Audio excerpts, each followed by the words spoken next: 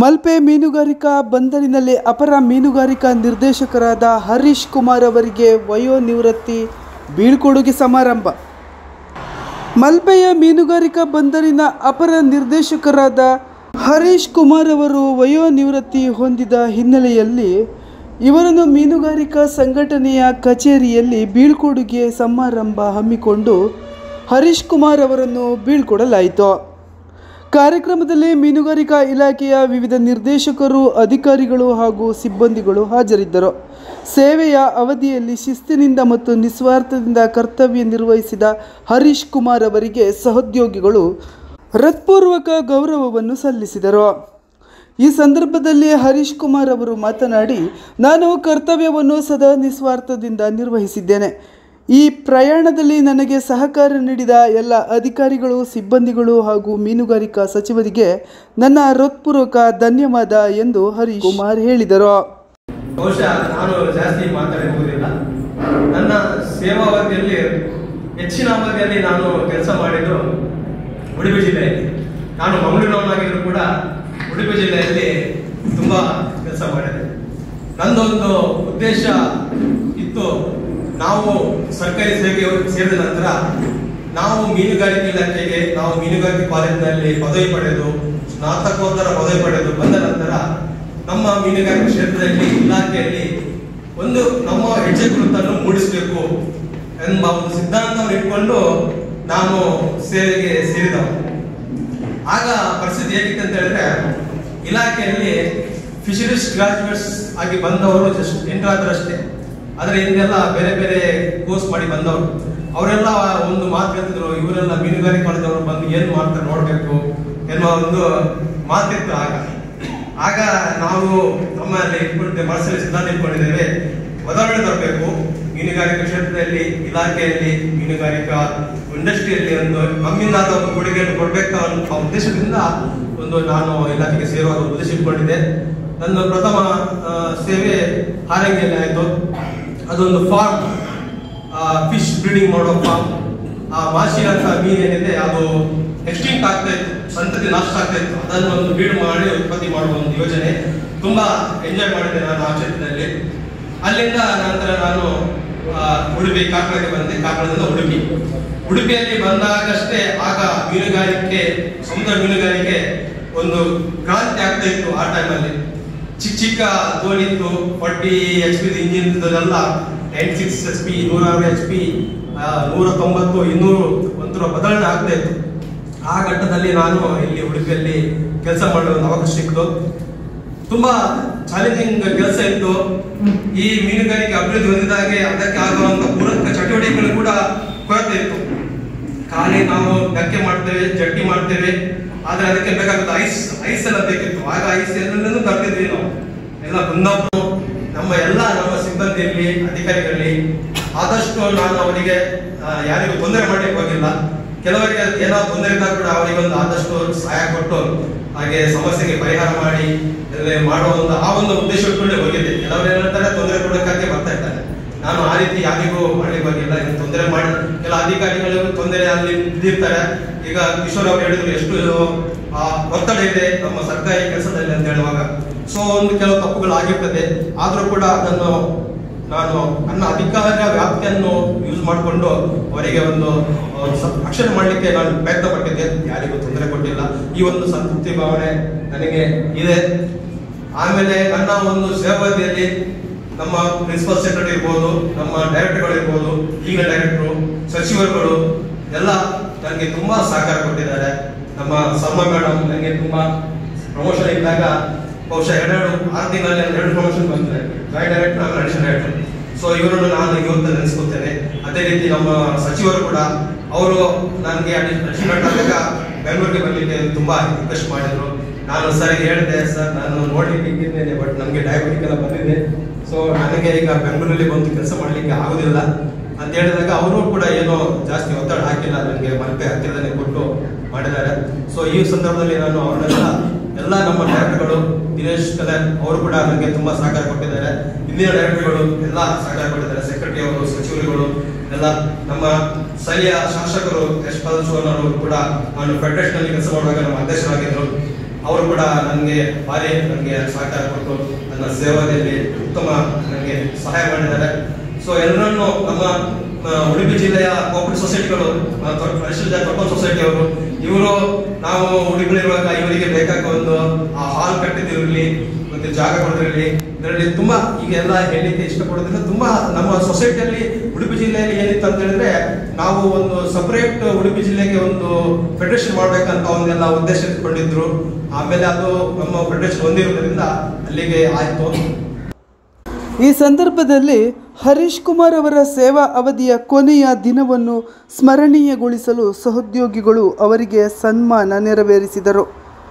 ಮೀನುಗಾರಿಕಾ ಕ್ಷೇತ್ರಕ್ಕೆ ನೀಡಿದ ಅಮೂಲ್ಯ ಸೇವೆಗೆ ಹರೀಶ್ ಕುಮಾರ್ ಅವರಿಗೆ ಎಲ್ಲರೂ ಅಭಿನಂದನೆಯ ಸುರುಮೆಳೆಯನ್ನು ಗೆರೆದಿದ್ದಾರೆ.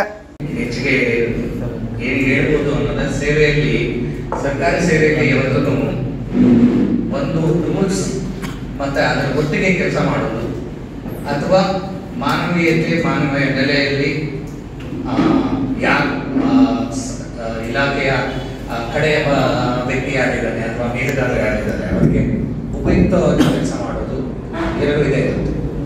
ಸೊ ಕೆಲವು ಅಧಿಕಾರಿಗಳು ಮೇನ್ ಚಾನಲ್ ಏನು ಹೇಳ್ತೀವಿ ನಾವು, ಜಿಒಸ್ ಅಥವಾ ಆರ್ಡರ್ಸ್ ಅದು ಅಂತೇಳಿ ಅದೇ ಇದರಲ್ಲಿ ಹೋಗ್ತಾರೆ. ಕೆಲವರು ಮಾನವೀಯ ನೆಲೆಯಲ್ಲಿ ಜಿಒ ಅಲ್ಲಿ ಇರುವಂತಹ ಕೆಲವು ರೂಪಗಳನ್ನ ಇಟ್ಕೊಂಡು ಹೆಂಗೆ ಒಬ್ಬ ವ್ಯಕ್ತಿಗೆ ಹೆಲ್ಪ್ ಮಾಡ್ಬೋದು ನಾವು, ಅಥವಾ ಯಾವುದೇ ಯೋಜನೆ ಆಗಲಿ ಯಾವುದೇ ಇದನ್ನಾಗಲಿ ಹೇಗೆ ಮುಗಿಸ್ಬೋದು ಅನ್ನೋದನ್ನ ತಿಳ್ಕೊಂಡು ಅದನ್ನ ಕರಗತ ಮಾಡಿಕೊಂಡು ಇದರಲ್ಲಿ ಕೆಲಸ ಮಾಡಿದಂಥವ್ರು ಅಂತ ಹೇಳಲಿಕ್ಕೆ ಇಷ್ಟಪಡ್ತೀನಿ. ಹರೀಶ್ ಸರ್ ಇದರಲ್ಲಿ ಒಬ್ಬ ಅಧಿಕಾರಿ ಅಂತ ನಾನು ಹೇಳಲಿಕ್ಕೆ ಇಷ್ಟಪಡ್ತೀನಿ. ಅವರೊಟ್ಟಿಗೆ ನಂದು ಒಡನಾಟ ಅಥವಾ ಅವರ ಕೆಳಗಡೆ ಕೆಲಸ ಮಾಡಿದಂತ ಇದು ತುಂಬಾ ಕಡಿಮೆ ಇರ್ಬೋದು, ಬಟ್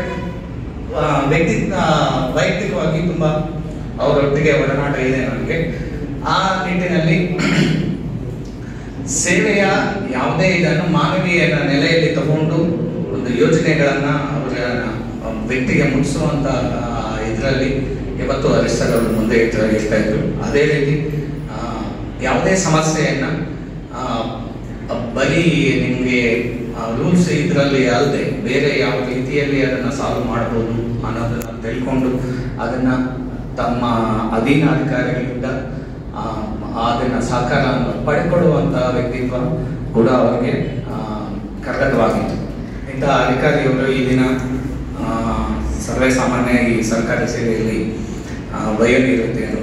ಸೊ ಈ ದಿನ ವಯೋನಿವೃತ್ತಿ ಆಗ್ತಾ ಇದ್ದಾರೆ.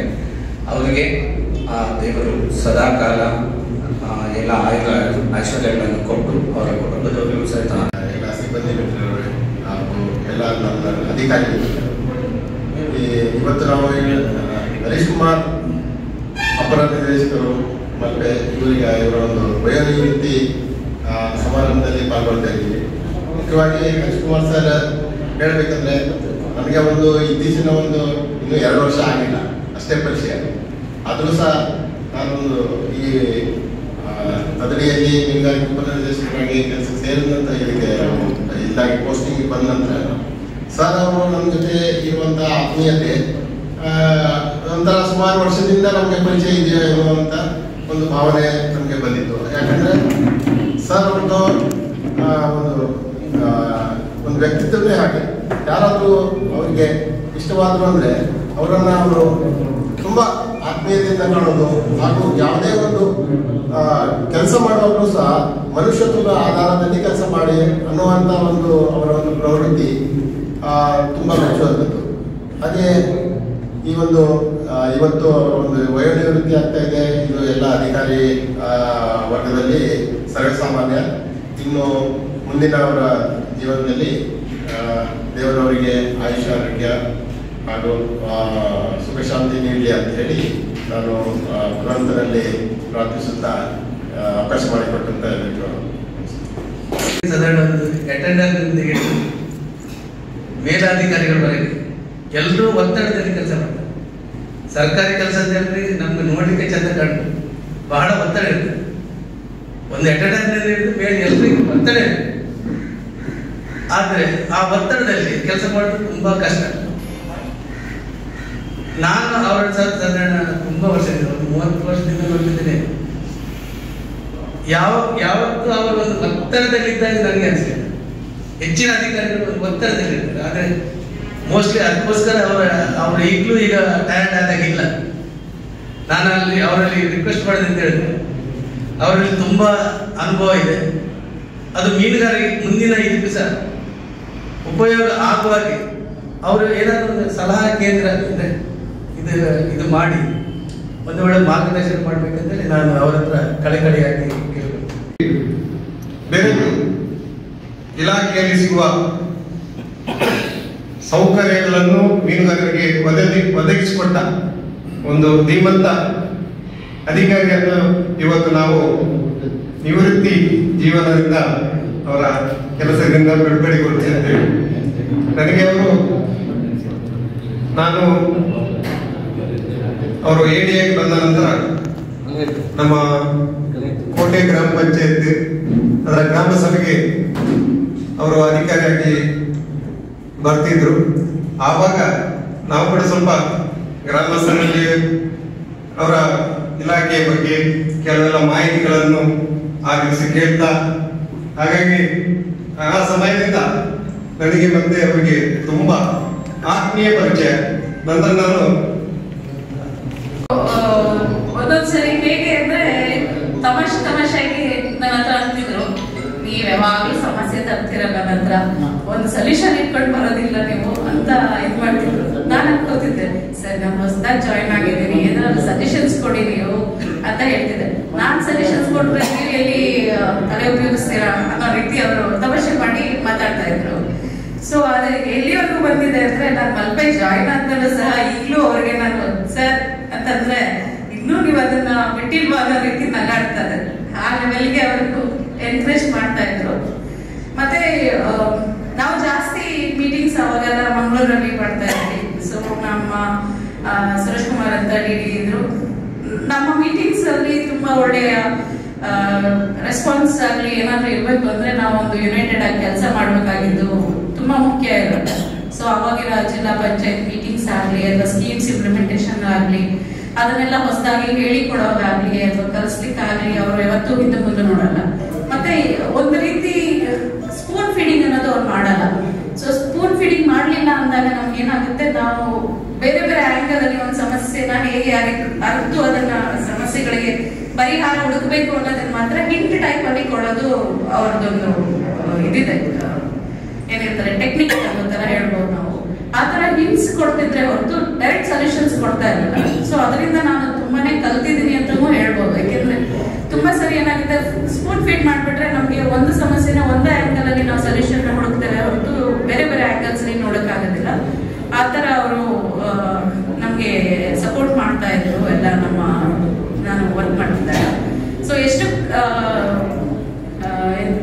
ಎಂತ ಸಂದರ್ಭ ಬಂದಿದೆ ಅಂದ್ರೆ, ನಾನು ಜಾಯಿನ್ ಆದಾಗ ನಾನು ಅವರಿಗೆ ಸರ್ ಸಪೋರ್ಟ್ ಮಾಡಿ ಅನ್ನೋ ತರ ಹೇಳಿ ರಿಕ್ವೆಸ್ಟ್ ಮಾಡಿದೆ. ಇವತ್ತು ಅವರು ರಿಟೈರ್ಡ್ ಆಗೋ ಟೈಮಲ್ಲಿ ನಾನು ಈಗಲೂ ಅವರ ಜೂನಿಯರ್ ಆಗಿದ್ದು ಅವ್ರಿಗೆ ಒಂದು ಸೆಂಡ್ ಆಫ್ ಕೊಡೋ ಒಂದು ಆಕ್ಚುಲಿ ಒಂದು ಭಾಗ್ಯನೇ. ಏಕೆಂದ್ರೆ ಕರಾವಳಿ ಸಮಾಚಾರ ನ್ಯೂಸ್ ಬ್ಯೂರೋ.